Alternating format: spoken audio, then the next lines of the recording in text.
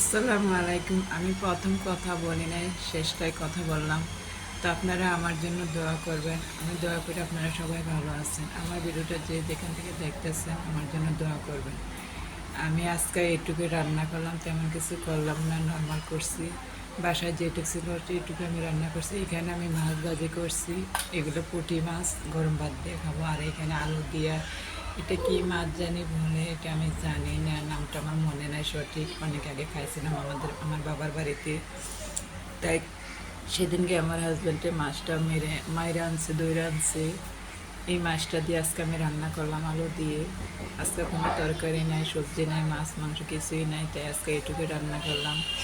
আমি তেমন একটা বড়লোক ঘরের মেয়ে না।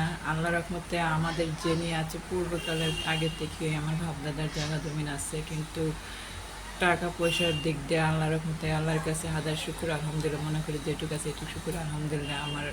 আমার বাবার বাড়িতে আছে, অনেক কিছুই আছে, সব কিছু আছে, তা আপনাদের সাথে আমি শেয়ার করতে পারবো না।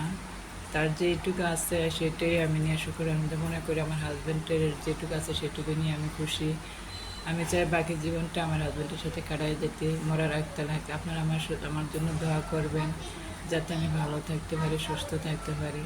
আমি এখনও অসুস্থ অবস্থায় আছি, কষ্ট করে আমি অসুস্থ শরীর নিয়ে আমি রান্না বান্না করতেছি। আপনারা শুধু দোয়া করবেন আমার বেবিরা যাতে ভালো থাকে, সুস্থ থাকে।